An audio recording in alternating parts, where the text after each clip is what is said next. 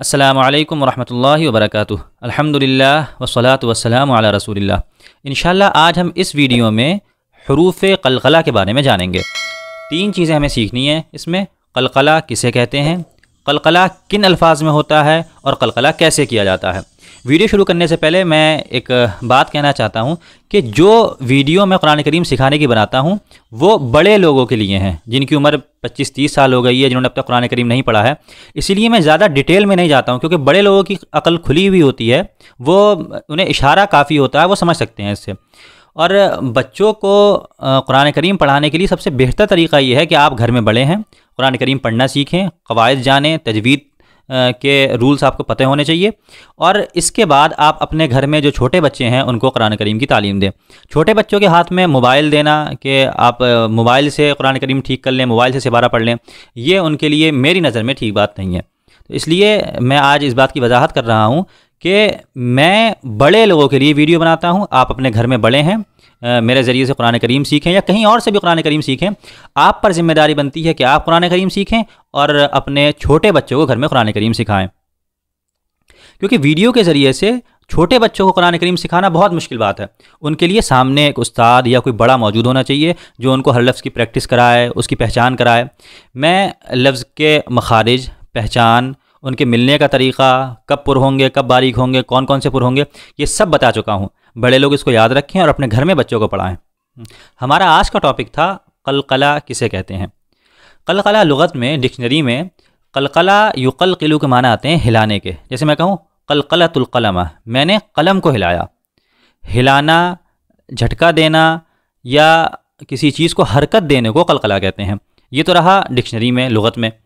और इल्म तजवीद में, यानी कुरान करीम जिन रूल्स के साथ पढ़ा जाता है, उसमें क़लक़ला कहते हैं झटका देने को और मखरज में अपने लफ्ज़ को हिलाने को। अब क़लक़ला कैसे होता है?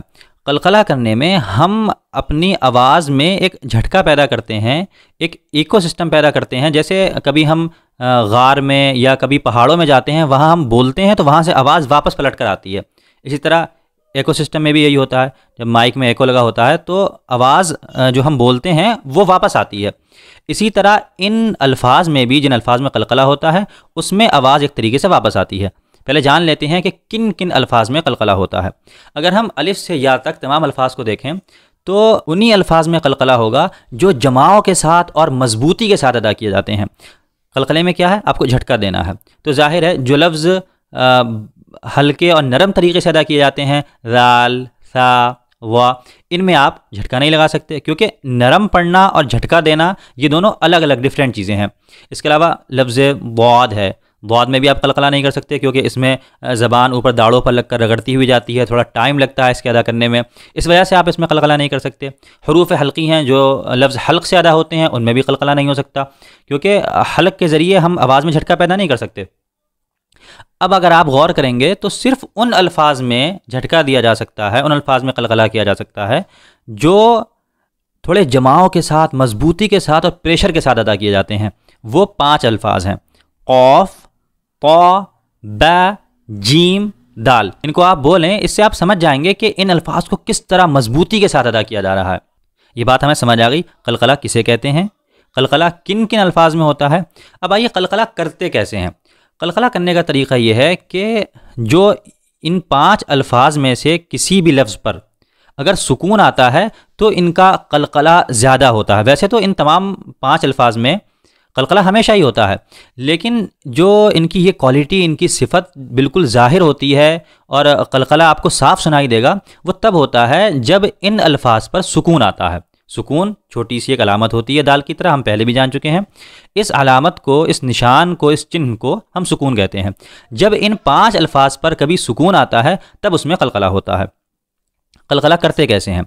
जिस लफ्ज़ में क़लक़ला करना हो, जब हम उस लफ्ज़ को उसके मखरज से अदा करते हैं जहाँ से वो निकलता है, मिसाल के तौर पर जीम। जीम का मखरज ज़बान के बीच वाला हिस्सा ऊपर तालू से मिलकर लफ्ज़ जीम अदा होता है। जब हमें लफ्ज़ जीम के अंदर क़लक़ला करना होगा तो हम इसके मखरज से फ़ौरन पलट आएंगे। जब हम आवाज़ निकालते हुए मखरज से पलटेंगे तो आवाज़ में एक किस्म का एको भी पैदा होगा। जैसे मैं कहूँ अज, अज, ज़बान मैंने मखरज पर लगाई और फ़ौरन वापस हटा ली। इसी तरह अक़ो, इसमें भी एक एको जैसी आवाज़ पैदा हो रही है। इसी एको को झटका देने को और लफ्ज़ के हिलाने को कलकला कहते हैं। हरूफ कलकला की पूरी मश्क हम 2 पार्ट में करेंगे, क्योंकि वीडियो ज़्यादा लंबी हो जाने की वजह से इंसान थोड़ा उकता जाता है। कलकले की प्रैक्टिस के लिए हम मदनी कायदे के तख्ती में इन तमाम अल्फाज को पढ़ेंगे। जहाँ ये अल्फाज आएंगे वहाँ में कलकला करेंगे।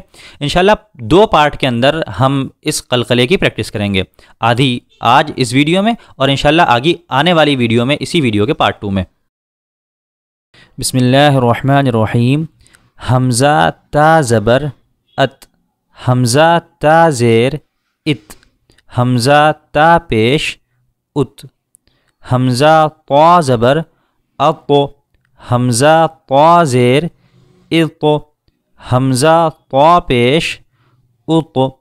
ता और ता में कई तरीक़े से फ़र्क होता है। ता बारीक होता है और ता को पुर किया जाता है। ता बग़ैर कलकले के होता है और लफ्ज़ ता में कलकला किया जाता है। हमज़ा ज़ा ज़बर अज़, हमज़ा ज़ा ज़ेर इज़, हमज़ा ज़ा पेश उज़, हमज़ा ज़ाल ज़बर अज़, हमज़ा ज़ाल ज़ेर इज़, हमज़ा ज़ाल पेश उज़। ज़ा और ज़ाल की आवाज़ में हमेशा फ़र्क को वाज़ेह करें। ज़ा का मखरज ज़बान की नोक दोनों दांतों के दरमियान लाकर लफ्ज़ ज़ा को अदा करते हैं और ज़बान की नोक ऊपर वाले दांतों के आखिरी हिस्से सिरे से मिलाकर लफ्ज़ ज़ाल अदा करते हैं। इसी लफ्ज़ ज़ाल को अगर हम पुर कर दें तो वो लफ्ज़ वा हो जाता है। जैसे हमज़ा वा ज़बर अव, हमज़ा वा ज़ेर इव, हमज़ा वा पेश उव। जो मखरज ज़ाल और वा का है वही मखरज लफ्ज़ सा का भी है, लेकिन वा पुर होता था और लफ्ज़ सा बारीक होता है। हमज़ा सा ज़बर अस, हमज़ा सा ज़ेर इस, हमज़ा सा पेश उस, हमज़ा सीन ज़बर अस, हमज़ा सीन ज़ेर इस, हमज़ा सीन पेश उस, हमज़ा स्वाद ज़बर अस, हमज़ा स्वाद ज़ेर इस, हमज़ा स्वाद पेश उस। सीन और स्वाद में फ़र्क को हमेशा वाज़ेह करें। सीन बारीक होता है, स्वाद पुर होता है और स्वाद में सीटी ज़्यादा होती है, सीन में सीटी कम होती है। हमज़ा दाल ज़बर अद, हमज़ा दाल ज़ेर इद, हमज़ा दाल पेश उद, लफ्ज़ दाल में कलकला होगा। हमज़ा बाद ज़बर अब, हमज़ा बाद ज़ेर इद, हमज़ा बाद पेश उद। बाद के मखरज में आवाज़ बंद हो जाती है, लेकिन दाल के मखरज में जब दाल साकिन हो और उस पर कलकला हो तो आवाज़ लौट कर आती है, जिसे हम कलकला कहते हैं। हमज़ा काफ ज़बर अक, हमज़ा काफ ज़ेर इक, हमज़ा काफ पेश उक, हमज़ा क़ाफ ज़बर अक़ो, हमज़ा क़ाफ ज़ेर इक़ो, हमज़ा क़ाफ पेश उक़ो। काफ बारीक होता है, लफ्ज़ क़ाफ पुर होता है। काफ के अंदर कलकला नहीं होता है और क़ाफ के अंदर कलकला होता है, आवाज़ लौट कर आती है। इसमें एक तरीक़े का इको होता है। हमज़ा बा ज़बर अब, हमज़ा बा ज़ेर इब, हमज़ा बा पेश उब। बा के अंदर भी कलकला होता है, इसमें भी आवाज़ लौट कर आती है। हमज़ा मीम ज़बर अम, हमज़ा मीम ज़ेर इम, हमज़ा मीम पेश उम। हमज़ा वाव ज़बर औ, हमज़ा वाव पेश ऊ। अब आप ये सोचते होंगे वाव साकिन से पहले यहाँ हमज़े पर ज़बर आया है, यहाँ वाव साकिन से पहले हमज़े पर पेश आया है, लेकिन वाव साकिन से पहले हमज़े के नीचे ज़ेर नहीं लिखा हुआ है। इसलिए नहीं लिखा गया है क्योंकि वाव साकिन से पहले कभी भी ज़ेर आता ही नहीं है। अगर वाव साकिन से पहले ज़बर हो तो वह हरूफ लीन में शुमार होता है। वाव साकिन से पहले अगर पेश हो तो वो हरूफ मद्दा में शुमार होता है। इसे नरम तरीके से पढ़ेंगे औ, और हमज़ा वाव पेश ऊ, इसको उस तरह खींच कर पढ़ेंगे। हमज़ा फ़ा ज़बर अफ़, हमज़ा फ़ा ज़ेर इफ़, हमज़ा फ़ा पेश उफ़। हमज़ा लाम ज़बर अल, हमज़ा लाम ज़ेर इल, हमज़ा लाम पेश उल।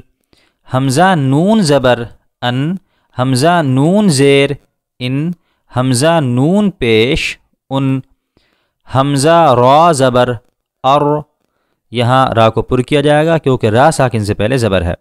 रा के कायदे हमेशा ध्यान रखें, कब वो बारीक होती है, कब पुर होती है। ये तमाम कायदे हमने एक वीडियो में सिखा दिए हैं।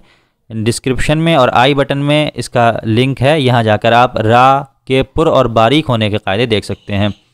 हमज़ा रा ज़ेर इर, यहाँ रा को बारीक किया जाएगा क्योंकि रा साकिन से पहले ज़ेर है। हमज़ा रॉ पेश उर, हमज़ा जीम ज़बर अज, हमज़ा जीम ज़ेर इज, हमज़ा जीम पेश उज, जीम में भी कलकला होता है, इसमें भी आवाज़ लौट कर आती है। हमज़ा शीन ज़बर अश, हमज़ा शीन ज़ेर इश, हमज़ा शीन पेश उश, हमज़ा या ज़बर आई, हमज़ा या ज़ेर ई, और हमज़ा या पेश कभी भी आता नहीं है, या साकिन से पहले कभी भी पेश नहीं आएगा, इस वजह से या साकिन से पहले पेश को नहीं लिखा गया है। या साकिन से पहले अगर ज़बर हो तो वो हरूफ लीन में शुमार होती है, या साकिन से पहले अगर ज़ेर हो तो वो हरूफ मद्दा में शुमार होती है, इसको खींचा जाता है। हमज़ा या ज़ेर ई, यहाँ तक हमने पढ़ लिया है। इंशाल्लाह आगे वाली मश्क हम अगले सबक में पढ़ेंगे। तब तक के लिए अपना ख्याल रखें, हरूफ के मखारिज को याद रखें, इसकी मश्क करते रहें। अस्सलामु अलैकुम।